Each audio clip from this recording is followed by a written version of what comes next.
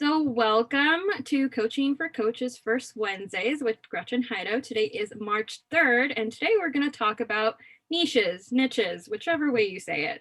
It's going to be a great discussion because it's always a hot topic with people if they should niche or if they shouldn't, how much should they, all of those questions.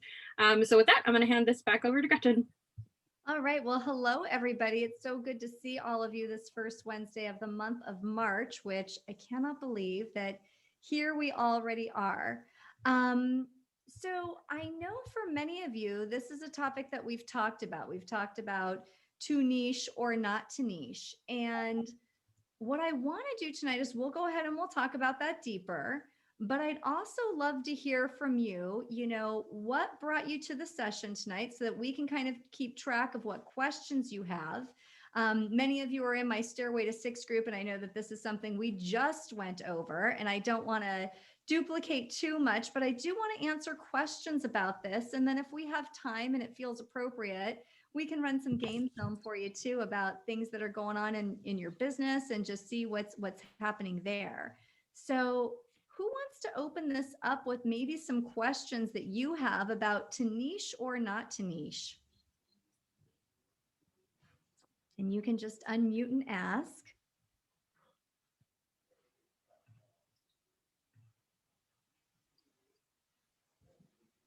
Okay. Well, if no one has questions, here's go ahead, Michael E. Well, I don't know if it's a question, but it's sort of a generalization about how I've become kind of hopefully a little more astute in while I'm talking about, what I do, because people do ask, oh, do you help this kind of person? I'm really trying, I don't really like in business that I've had experience in that I can say, hey, I have a lot of experience in this, but I actually help a lot of people in a lot of different businesses because some of the principles are, somewhat equal and somewhat the same. So it's really about the actions and the principles and the ideals that I have in and around my coaching versus just a niche. And we talked about, when I've coached with you privately about, creatives and big thinkers and people who are ambitious, all those different things that to me fall into a multiple category of people in career change, life change, specific to artists, etc. So I mean, that's kind of where I feeling like I have kind of my inner strength or what have you, is to be able to say more what I do than the exact type of niche that I try to go after. Okay, so fantastic. And I love what you said there about more about the individual, the type of thing that you actually do rather than a niche that you go after. So for those of you who aren't in my Stairway to Six group, welcome. I'm so glad that you're here.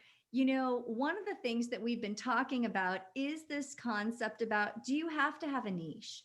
A lot of times in coaching schools, they will teach you that you need to have a niche, or almost anything that you read on the internet will frighten you into having a niche. And a niche is only one way to do it when it comes to your marketing and it comes to building your business. And so there's some things that I want to go over with you all tonight, and then we'll open it up for conversation and just see what kind of questions you have. But when you think about a niche, something that I learned pretty early on in every single career I've ever had as an entrepreneur is that it's less important to have a niche and more important to have a target market. And what do I mean by that? So, your niche would be, I only work with this sort of person who fits into these three boxes. So, I only work with coaches who have just gotten out of coaching school, who make less than $50,000 a year, and who aren't certified yet.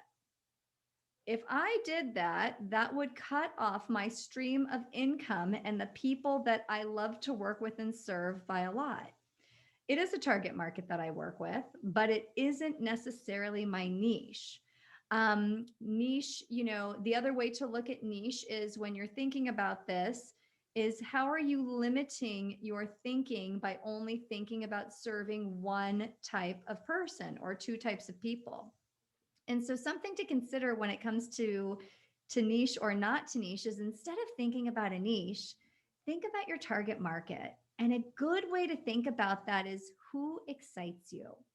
What kind of person do you like to work with? So I like to work with driven people who have already done hard things.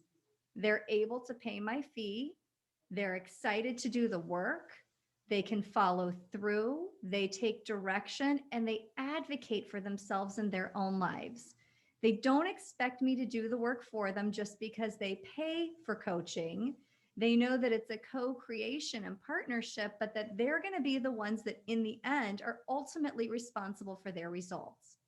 And so when you think about it that way, of what are the attributes of the people that you like to serve, what are the things that you want to make sure that they have all lined up, that's going to help you to define your target market. So let's pause there for a minute.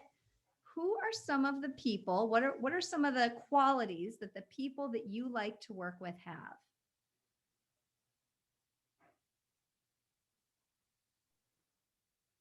Aska, so good to see you. Hi, good Hi. to see you. I have Tanya here today, which I'm so excited because I think this is our first time joining in as well. Tanya, good to see you. Yeah. So, we've talked about niche before, and I love the way you describe it because it feels much better when you put it that way. Is more the who, what the type of person, where they're at, what they need makes so much more sense than what they do or what gender they are or what industry they are. But the interesting thing for me is that so I've been getting a lot of calls from executive coaching, but very, very, very specific.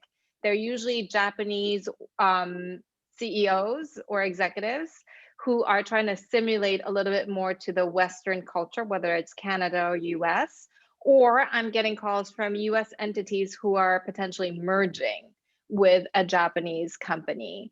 And they want their ask is, we want somebody who can train and consult on the cultural aspect while helping how to coach them through these interactions or deals or so forth, or how to show up. So it's so very interesting because this has always been on the top of my head. I've known this as to be a very strong suit of mine, but I've went from, oh, but I don't like Japanese companies in the US. They're kind of blah, and they don't understand the value of coaching. So, and I've tried and it just doesn't suit me, but this sounds right for me. So I want to kind of do the work to rewrite my ask of who my specific coaching clientele could be in that field. Yes. But, have this and it's so interesting because I have done nothing. I haven't done any marketing. I haven't done anything. I'm just showing up and somehow these people are finding me. So I realize that this is probably a very specific niche that I can put into my verbiage in my website, maybe push it a little bit more clear in the LinkedIn.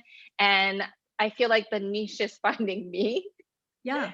Yeah. That's a really good share. A lot of times our niche does find us. The people in the categories or buckets that are attracted to us tend to become our clients because we have something special that will really serve them. But the thing to know is that if a CEO from a non-Japanese company came to you and they still fit into your target market of whatever those qualifications are for you, you would still work with them. So it doesn't have, the Japanese component does not have to be there in order for them to be your client. Right. And it's Makes sense. Yeah. And it's a great distinction, because where people get caught up is if you were to say, I will only work with people, Japanese or that are doing these Japanese businesses, then that would be a niche and that would be all that you worked with. And then you would see the buckets of possibility just moving past you because there's many people that would love to work with you because of your skills and a lot of different types of people that you can serve. But we have to look broader than the one bucket. Absolutely. Yeah. Thank you. Thank you. Anyone else want to share on that? What comes up for you? Or thoughts that you have that are tumbling around in your head with your questions? Andrea, good to see you. Sorry, I'm just like sort of eating in between. I apologize. Eating and thinking. Yes. The niche. It's funny. I got really clear sort of on the on who I wanted to work with on our last Stairway to Six call. Great. And it's ideally it's people in the wellness industry who are successful, leaders within it. And then this weekend, I reached out to about 8 people, none of whom met that criteria. Interesting. Okay. And so it was funny because I was like, who do I really want to work with? And I just started going through the list of people in my head, and I reached out, and then it occurred to me afterwards, I was like, wow, but what I just had thought I figured out last week, these people that I do actually truly want to serve that I'm reaching out to are not even in the wellness industry at all. So I don't know where I'm going with this, other than it sort of confused me a bit, but I think it makes me reevaluate the fact that truly it's more like the individual's qualities versus what they do as a career. That's exactly it. And I could not have scripted you to say that better. So thank you.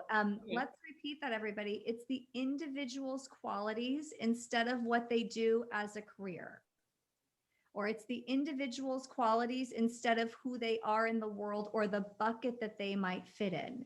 And here's why that's important is because let's say that I said, I only work with coaches. What about all the CEOs that I work with? Or what about all the creative entrepreneurs that I work with? Or, just countless other people that I work with. What if I said I only worked with female coaches? Well, I coach a ton of men. When we make the buckets too small, there's no fish inside the bucket, or maybe only one fish, and then you are constantly worried. And as entrepreneurs, we don't want to be worried about who are our clients going to be. So when you think about what are the qualities that I enjoy working with, we all have something different of the people that we enjoy working with. And what are the deal breakers? The deal breakers are equally as important as what are the qualities. So for me, I do not like working with people who can never take action. They're unwilling to take any sort of action. I like working with the people that even if taking action is slower for them, they're willing to do it. Some people need to think longer than others, and I have no problem with that. But when someone just is unwilling or unable to take action, they're probably not ready for coaching. So that's something for me to know. For me, working with people who want to try to be a bully during the coaching relationship, I don't like that. I had one woman, she was a client. At the beginning, we learn all sorts of things. I took her on, and she was somebody who for the first 10 or 15 minutes of every coaching session, she wanted to yell at me. Like she'd be yelling, just yelling. That doesn't go very well with my personality anyway, but nobody likes this sort of behavior. She'd be yelling, and I was new. I was right out of coaching school. She was one of the first people willing to pay me, so I took her on. And I wasn't interested in any qualities yet. I was just interested in, can you pay me? Oh, you can and you will. Great. It sounds like a great relationship for working together. It wasn't. It was not a great relationship. And I had to go to a mentor coach, and she said, you need to ask her about the yelling. And what is it costing her? Where else is this getting in her way? When I was a brand new coach, I was very afraid to ask these kinds of questions. That just sounded like it was going to be more confrontation, which would create more yelling. But I asked it, and she said, oh my goodness, I didn't realize I was yelling at you. I do this with everyone in my life, and I have no friends. And then she started crying, but we came to a turning point. We came to a turning point. But here's the thing that I know is that now, if I encounter a client like that, I can either get to the root of things right away and ask the question before deciding to work with them, or I don't really want to be bullied by my clients. I don't want to bully my clients. It's not a good space. That's not what coaching's about. So the other things that are deal breakers for me are people who don't pay. If you don't pay and I have to be your bill collector and remind you 12 times, it takes the power of coaching away, and it makes us have a different agreement called bill collector. Well, I used to be a bill collector in my early 20s. I don't want to do that job anymore. It's not my favorite. And so think for yourself for a minute. What are deal breakers for you when it comes to your clients? And if anyone knows some off the top of your head and you'd like to share them, share with the group. What are some of the things that it's like, Yeah, this just is a deal breaker for me.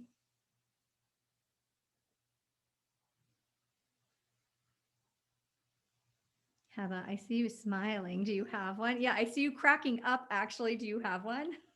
Well, I've already shared it, but I'll share it again. I don't have it in front of me, but I definitely have deal breakers. Mm-hmm. I also don't like people who have the bullying personality. So people who are aggressive when they're triggered, Mm-hmm. that doesn't work well for me. And Yeah. sometimes, I'm able to ask the question, like, what is it I stepped on here? But if the answer is not thoughtful or reflective, then I will definitely consider ending the coaching relationship, because if a person can't see or accept a moment of reflection, then there really is no movement. Um, Narcissistic personalities, male, Yeah. female, doesn't matter. I won't work with them because it's not good for me and it's not good for them. So there's a few things on my list there, but Yeah. those stand out right off the bat. Yeah. Good. Anyone else want to share? Go ahead. Somebody else. Michael E. Lisa. Yeah, go ahead. Hi. So as you know, Gretchen, I am a new coach, coaching my first client tomorrow. And so for me, I actually like difficult personalities. However, I think I don't want to work with people who want to remain victims. Somebody who just, even if you keep asking, well, why is that? Why? Tell me more. And they keep, you're trying to figure it out, and maybe you have figured it out, but they haven't, and they just want to stay there. I don't think I want to work with that person. And so that's good to know. That's really good to know. And here's the reason it's good to know what the qualities are and what the deal breakers are. It helps you to have a pointer, and it helps you to stay away from possible landmines, because that's the other thing that happens. If you don't want to work with a victim, if I know that I don't want to work with rising phoenixes who are still in their ashes phase, that's a pointer for me. Then it's like, oh no, that's where this person is, maybe later. And just because someone might not be your ideal client right now, it doesn't mean that they can't turn into it after they've done a little bit of work or done something with another coach. And just because it might not be the person that I want to work with, it doesn't mean that it's not something that another coach enjoys. And that's why our Coaching for Coaches community is so important, is there's really a place for you to go and to say, hey, I have this potential client. They're not quite right for me. Here's some of the things that, I know about them. Who's interested in an introduction? Who's interested in an intro? Sometimes deal breakers can be the amount of money that a client is willing to pay. There's nothing else. It's just the amount of money. Well, coaches are willing to take all sorts of different amounts of money. So use the resource, to really share and to say like, hey, is this someone that maybe would fit somebody else that's better for you as a coach? So here's the deal. As we think about niche and we think about our target market, your target market is a type of person with a certain kind of quality, with certain kinds of qualities. And they also have maybe some things that, you really enjoy in a person. You want to make sure that your target market excites you, that the things that they're talking about excite you, that the way they move in life excites you. Because every single time, I guarantee, if you are not excited about working with that person on day one, you will not be excited about working with them on session 5. And they feel it and you feel it. You are not showing up as a great coach, and they're not really showing up as a great client, because now there's like a weirdness in the middle of your sacred space. And it's called coaching, where you've just dialed it in. You've called it in. Yes, you did your topic outcome measurement, you know what you're supposed to do, and you ask the questions, but you're not there. You're not really present. You can hardly wait for that 55 minutes to be up. When has an hour ever taken this long? That's not great coaching. And so we want to make sure that whomever we work with, whatever bucket they're in, that we're excited about what they're up to. And here's how you get to know if you're excited. You need to get really curious.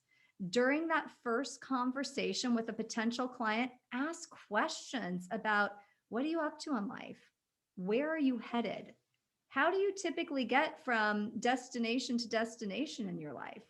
Hear about them, learn about them. Is it something that you're into? Do you dig it? If you don't dig it and it's just like, oh, yeah, I think I could help them, be careful of falling in the I could help them trap versus the I'm excited to work with them trap. Many of us, because we are people and people problem solving people, we're helpers. It's in our nature. We've helped too many people that didn't even want our help, the whole thing.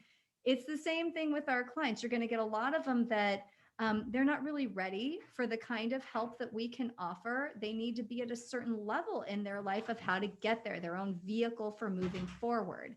So find out some of these things, get really curious, and then start making your own list of, oh, it's these sorts of people who really fire me up.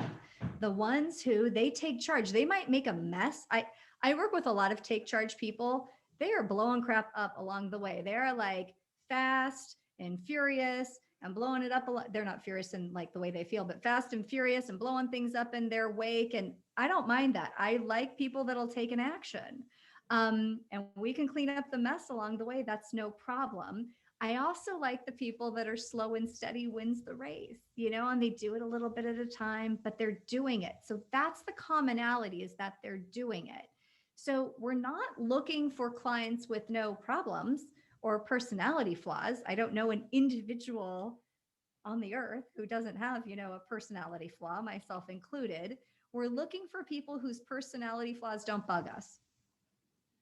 Because when they bug you, you're going to be triggered. You're going to be reminded of your mother, your father, your sister, your brother, that bad boss, the ex, whatever it is. And suddenly you're time traveling during your coaching session. So it's better to work with the people who excite you, where you feel you can show up and really, really do a great job as a coach. But if you're distracted by these feelings that they are churning up in you, then it might not be a good client match. Questions or comments there? See a lot of nodding. Yeah, Heba. So this is a very interesting conversation, because I have a particular client that I've been on the fence for a while about continuing working with. And the reason being is that this is the person I spoke of earlier. He gets triggered very easily and he gets a little aggressive, and I have to step forward. And what happens is I catch myself trying to manage myself after I'm triggered, so that I can show up as in my better self, as a good coach and as a good person. Mm-hmm. And there's a little bit of time, I'll have to admit here, that, my vulnerability is sometimes when I'm triggered, there's a few minutes where I'm dialing it in because I'm managing me. So I'm not even listening for a minute while I just manage my emotions in order for me to say something appropriate. Yeah.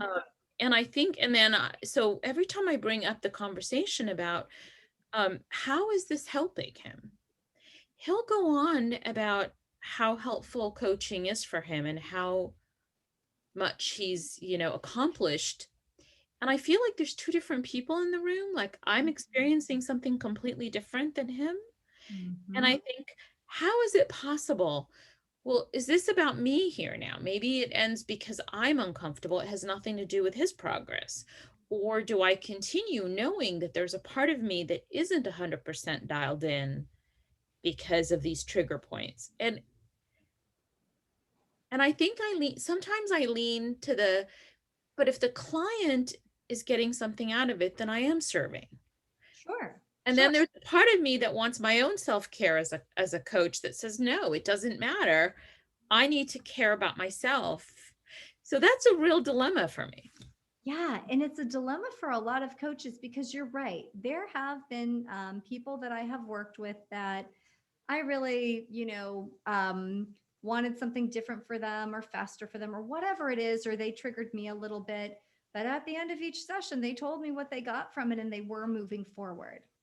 Now, I knew, though, that internally for myself, when I was really honest, that they didn't excite me as much as other clients. And so at the end of the day, yes, I was still serving them. But when I'm worried in my head about, are they getting what they need? Am I giving them what they need? Are things happening? then I'm too obsessed with me rather than being in coaching mode and service to the client. And when that happens, it takes me out of showing up to my very best ability, which in the end really does rip off the client. And so your question of, do I take care of myself or do I leave it because this helps the client? It's a good one. You know, it is a good one. We all have spiritual sandpaper. And sometimes it's our clients, you know, we just get this opportunity to grow, but I never know about the money exchange that, are you showing up your best? And if you're not, what I've learned is that if I'm not, then I probably shouldn't coach that person, because there's more than likely another human, another coach who could do it without the same reaction that I have. Does that help? Yeah. Yeah. Thank you. You're welcome. You're Michael Z. I see your hand. Hey, so a lot is coming up for me as we're talking, and I'm just thinking to my, you know, who's like my target, you know, my niche. I'm kind of like putting that aside, and I'm thinking a lot about what you're talking about in terms of like personality and who I actually want to work with. And the first one on my list in terms of like the work that we've done around who, you know, my deal breakers, the first one on there is unwillingness to take action. And I've had a client like that where it's just like, she said she was going to do a bunch of stuff, and then the next session came around and it, you know, most of it wasn't done. So people who aren't serious about coaching, people who are just kind of like looky-loos, just, you know, thinking that, oh, maybe I'll try this out, but not really gung-ho about doing it. But I also like people who are energetic and have a lot of like life and energy. And even if they're a little bit abrasive, like I'd rather have that than somebody who's really dull and docile and ultra laid back. However, it's interesting. I actually have a client who's like that. However, he totally ticks the box on taking action. And his category of person, his problem, is everything that I love to solve and everything that I know about through and through. And so I really like helping him, and I'll even just dial it up with my own energy and not let him bring me down. But, you know, from an energetic standpoint, he wouldn't be my ideal client, but he ticks all the other boxes. So that's also an interesting dilemma, you know, of if you're enjoying it and at the end of it, you feel like you have served and you brought your best self and he ticks most of your boxes, then it seems okay. If it were, you know, 3/4 the other way and only 25% for you, then I think probably not.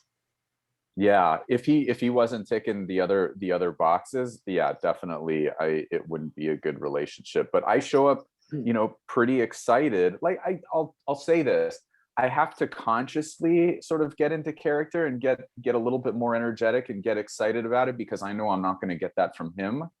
But it's okay, because like when I think about the problem that I'm helping him solve, I get excited about that. Yes, that makes sense. I like that.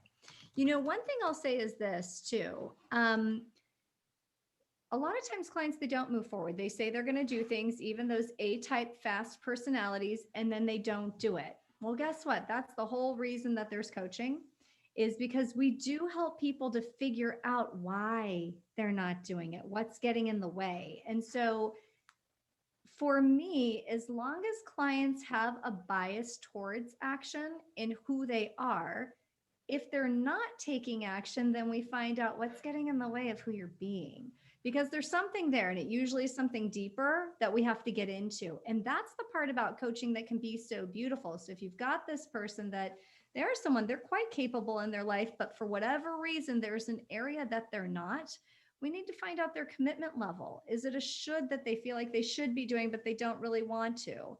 Is it something they truly want to work on? Is it something that we need to make smaller? Is it something we need to uncover what's at the root of the problem? You know, what's at the root of them not doing it? That's actually some of my favorite work, is when you get a person who has a bias for action, who isn't taking action, and digging in and finding out, well, what's really here? What are we talking about? So just know the difference too, that, you know, in the beginning, when I finally came up with this qualifications list, then it became, well, if you won't take action, I don't want to work with you. That also isn't always the best way to be, because it's like there's a middle ground. There's a middle ground with all of our clients, and they come to us for a tune-up. They want to live life better.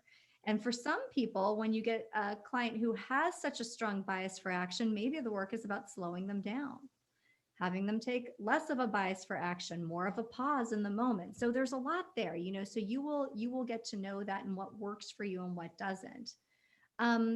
Another thing when it comes to niche, so it's not that there is anything wrong with having a niche. It's not that there's anything wrong with knowing what buckets of people that you work with. What I wanted to make sure of from this learning today, though, is that you don't pigeonhole yourself by only having a bucket or two to work with. So when you're thinking of your website and your list of services, I have coaching for coaches, I have life coaching, I've got career coaching, I have corporate speaking. There's a bunch of different things that are there. All of those things could be thought about it as niche.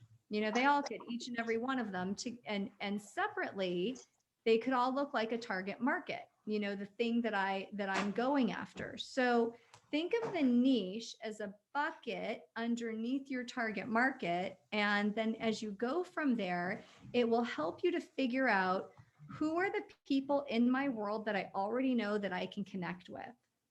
That's how I use niche. So I'm part of the ICF. Yeah. Coaches are a niche. They're part of a community that I really serve, and I'm excited about coaches. So I tend to go and do things in coaching communities. Women, I love working with women. So I do something with a women's community, and a lot of the people that would be considered a niche are there. But it doesn't mean that if someone calls me and they're not from one of these communities, that I won't work with them. But when you're new to the game and you're looking for your buckets of people, think of who you already are in the world. Where are you connected? What are you interested in? That can lead you to clients. So I'll pause there because I just said a whole bunch. Tell me what you're thinking. What's coming up for you?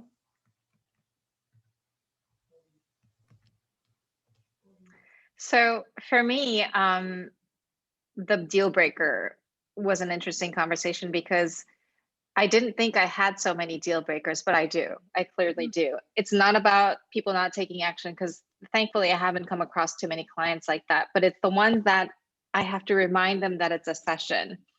Like I have to consistently go, hey, are you going to come to tomorrow? It's like that for me as a deal breaker, because you should know it should be in your schedule. If it's not there, then, let's figure out what's going on with your scheduling site so you can make sure that you're getting the emails. But another thing that actually happened to me recently was I had a client who I realized was infringing on my values as a human being. And it's not her fault, or it's not their fault, but I just could not overcome the judgment that I have. Like, I want more for her. I want her to get out of this situation. And I just realized I can't do this. I thought, coaches should be able to coach anyone, and, even have different beliefs, it should be okay. But I realized that when the topic of religion touches in a certain specific way, it doesn't work for me. And in this case, it was very clear. So I am ready to let this go, because I don't think I'm serving them. I don't think it's fair for this person. And they should work at whatever pace they want. And I think what I'm asking is probably gonna accelerate her necessity to actually build this foundation that works for her, to depart from whatever situation that she's in. And I'm trying to figure out how to have that conversation without making her feel that it's her fault, because that's my bigger worry. So it's thought of for that conversation. Sorry? What have you already thought of in terms of that conversation? To terminate the coaching relationship. For the way to say it, how have you thought of? Explain what it was not serving for her as the coach that I am, and that she could work better with another coach. Like, we've worked some time, and I think she's done a fantastic job.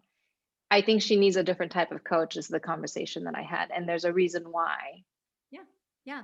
And Exactly right. You know, sometimes we do have to have those conversations if we know that we really aren't serving in the way that we could. And it sounds like, Susie, I've really enjoyed your progress and this work that we've done together. You've been on my mind so much lately, and I'm wondering, I can't help but thinking that there's another coach that could serve you better than I can. And here's why. And then you let her know why. It can be a limited why, it can be a longer why. It depends on the type of relationship you have and how safe that feels, and not making her feel bad about who she is. Right. But and if you have another coach in mind, it's great to say, and I've thought of someone for you. Yeah, I've been looking for that other coach. Yeah. But I have gone there. So thank you so much for that. Yeah, you're welcome. And I have a great example of this for all of you.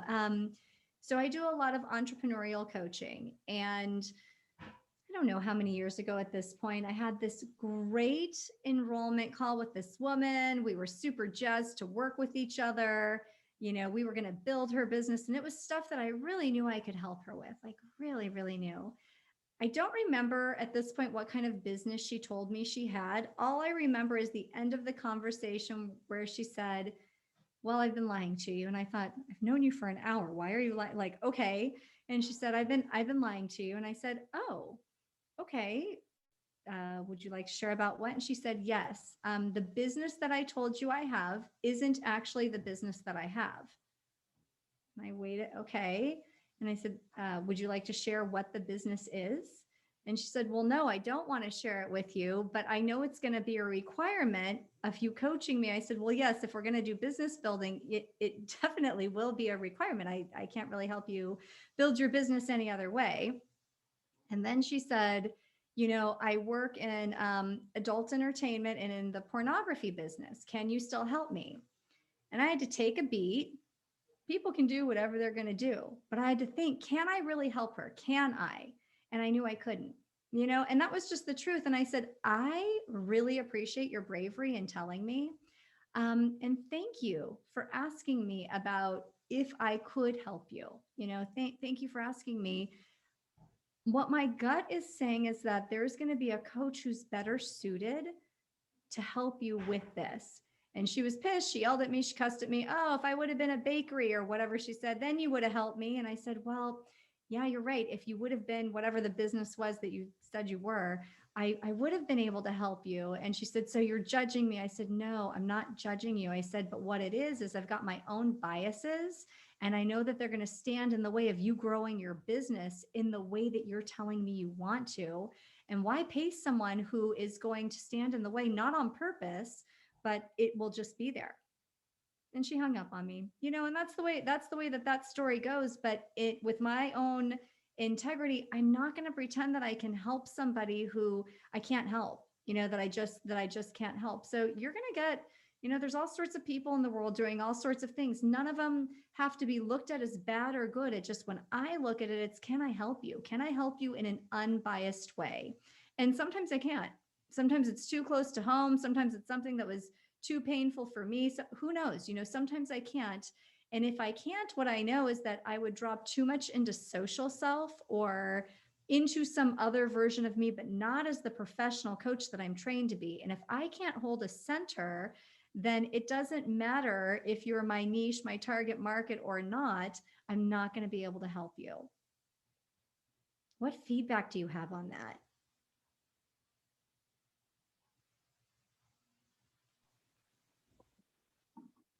Gretchen, I have a question.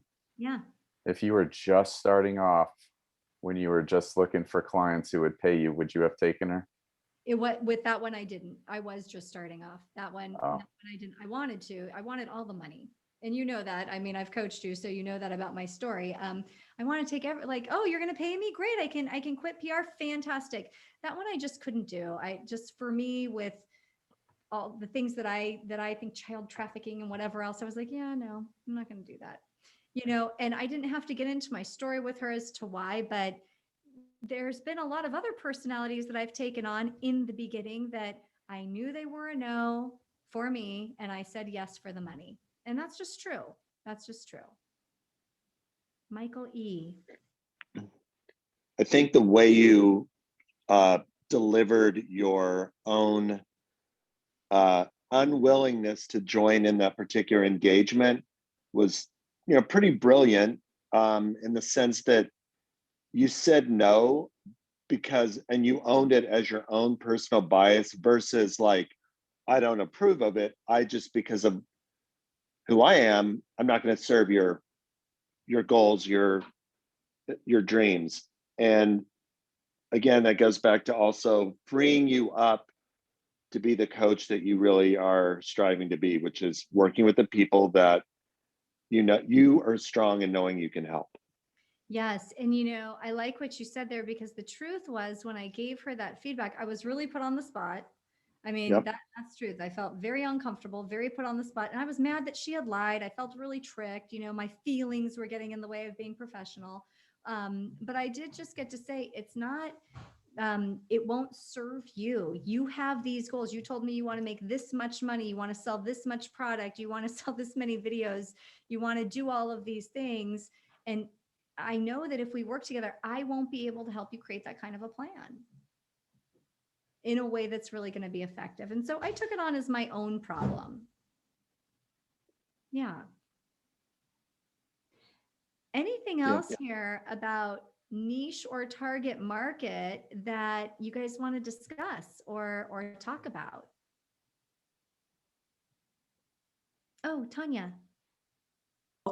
Hi, so I just wanted to add something. First of all, thank you so much for having me. I'm delighted, and thank you, Aska, for introducing me to Gretchen. Glad to have you here. Yeah, thank you. So I'm a pretty new coach, and when you said, I still had the mindset that, oh yeah, I'm going to coach the whole world and I'll help everybody, right?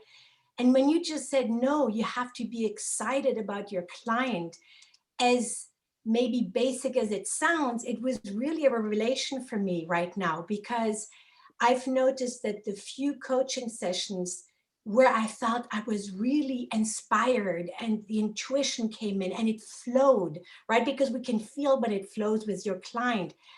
These sessions only happened when I was really excited about the person, what they were doing, their, everything. And it's not judgment, it's just almost like on an energetic level.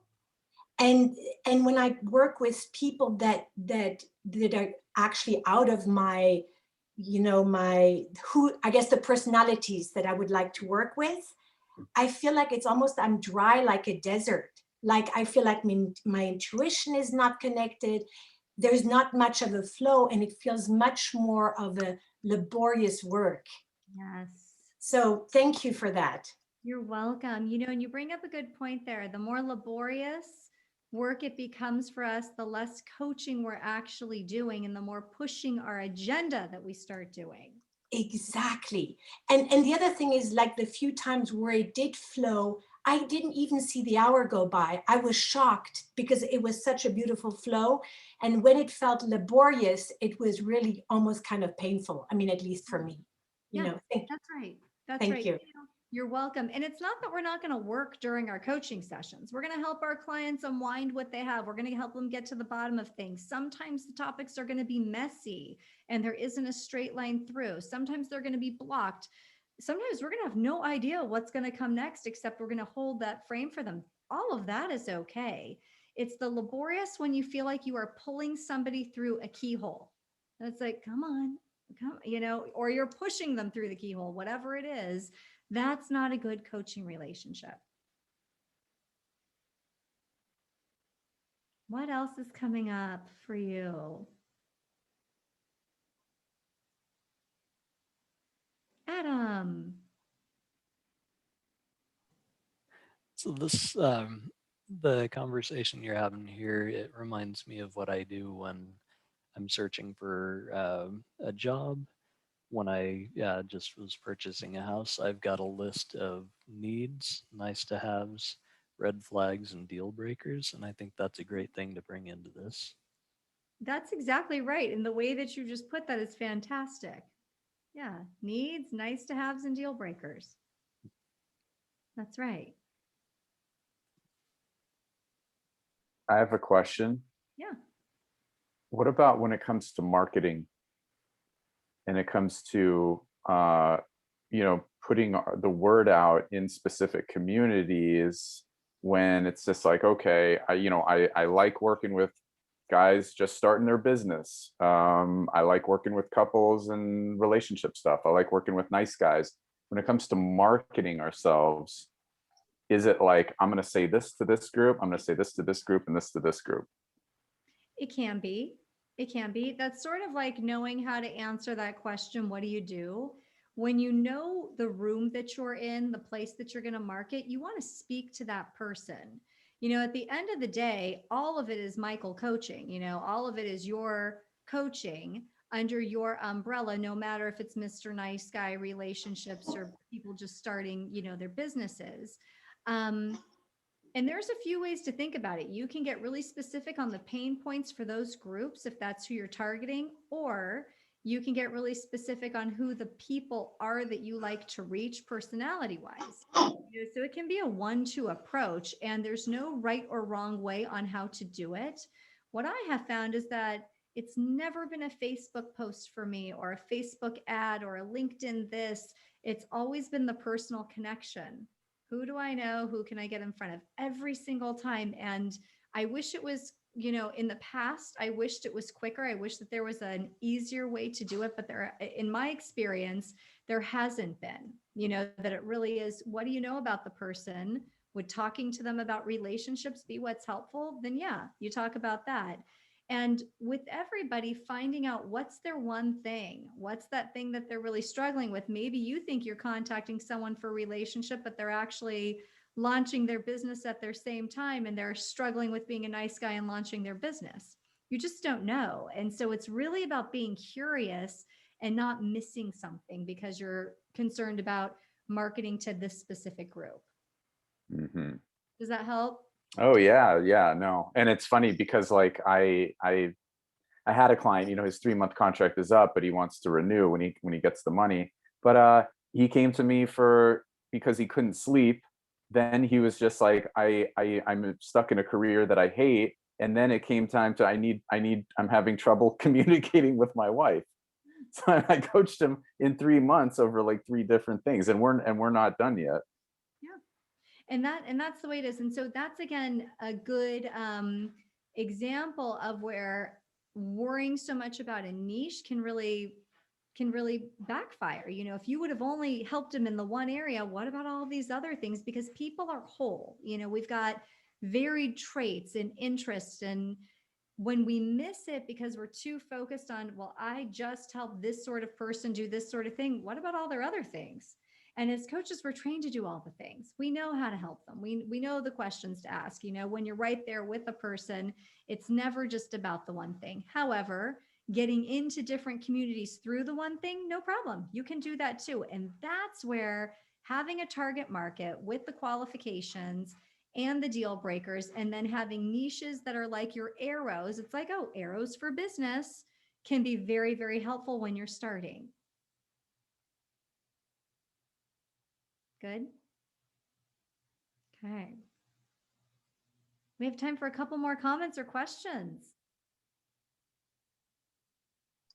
Yes, may I ask a question? You can, yes. Yeah. I was just thinking about, because I'm working on my website, and when you're saying don't limit yourself with just, specific kind of people. And I was thinking about the things that really excite me, whether it's women, the self-esteem issues, or the sensitives, the creatives. And in my head, I was thinking, okay, I'm working on writing the content. I don't want to sound wishy-washy, because I feel like there can be a fine line between being too narrow with your target, and then, maybe opening it too much and then sounding like, what does she really do? Yes, because when you don't talk to, when it's too broad, it doesn't speak to anybody. Exactly. And so it's going to be for you, how do you balance it the right way? So you're going to play with that. And what I would encourage you to do is to write some sentences about who you serve. So, I shared the sentence of, I work with driven people who have already done or accomplished hard things to pull their future into the present. That's what I do. Driven people who have already accomplished hard things, we pull their future into the present. And so I'm talking to you if you're driven and if you've already lived through hard things and you've got a dream that you want to pull into today. That's who I'm talking to. The rest of it, you know, no matter if you're a coach or an entrepreneur, you're a this, you're that, it doesn't matter. You know, it doesn't matter. So it sounds to me like you address the psyche or the psychology of the person, but you're not narrowing down to a specific what they're doing. Yes. So maybe I need to focus on the psychology of the kind of people that resonate with my psychology. Yes. And then you take it a step further under your services. Let's say that you say women's coaching, because that was one of the things that you brought up. That's where you would say, are you struggling with this? Are you looking at that? So that's then where you niche. So first your target market type of person, the psyche, then you go into the pain points for the individual places that you serve. Perfect. Thank you so much. You're welcome. Thank you. Anyone else want to comment or ask a question? I wanted to ask something, Gretchen. So I reached out to a few people over the weekend and I had a call yesterday. And I feel like I'm sort of being put into a niche from my old prior business of being a yoga instructor and studio owner. So I got essentially the call happening. I got the person on the call and he had actually expressed having a lot of like anxiety in his life but really was missing like meditation, especially yoga as well. But so it's like, great, we can talk about the anxiety and, you know, I'll give you a coaching call. So we got on the actual call and he sort of, I wouldn't say bullied me, but definitely took control of like the conversation pretty quickly and was like, here's like what I think we should do. I would love for you to like teach me meditation. And now that I'm talking to you, maybe some more yoga. And he kind of laid out what he wanted to have happen. And then I was like, well, can I actually ask you a few more questions, more so about your anxiety? And he was like, well, it's all because I'm not meditating anymore and because I'm not doing yoga anymore. And so when it sort of spun it like that, I felt then like I didn't want to push like the coaching on him because it was sort of like he had already figured it out. So I sort of felt like I don't know, like maybe because he controlled it too much that I didn't have enough whatever to maybe. You know, when I first started as a coach, I had been a publicist before. And when people from my PR world would come to me for coaching, a lot of them thought that they were coming to me for PR campaigns. And I would have to re-explain what was on offer. You know me as a publicist, so you know me as someone that teaches yoga and meditation. And I really appreciate that that's something that you want to bring into your life. I'm wondering if that's something that you'd like to create during our coaching engagement. And here's how coaching is different than just pure yoga and meditation.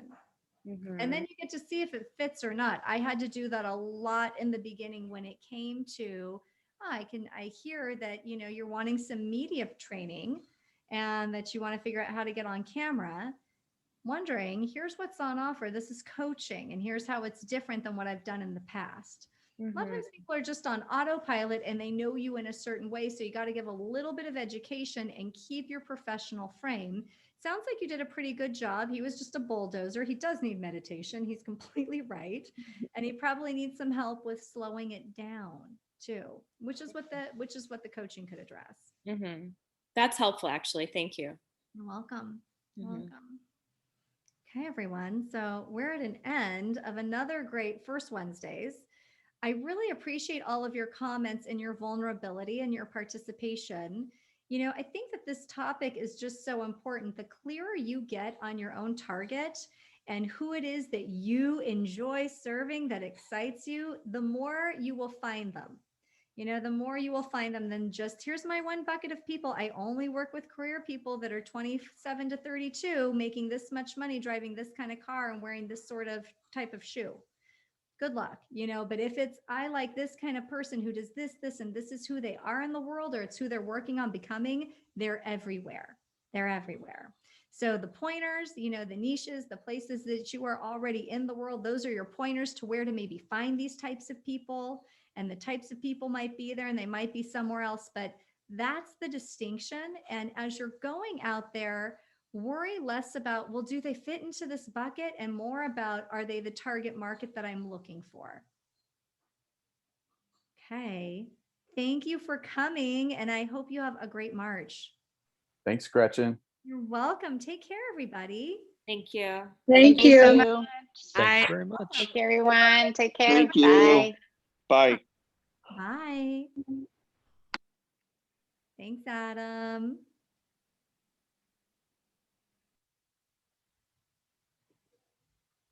Good to see you, Nadia. I'm glad you could come for a minute. Same here. Thank you. See you soon. See you soon. Take care. Okay.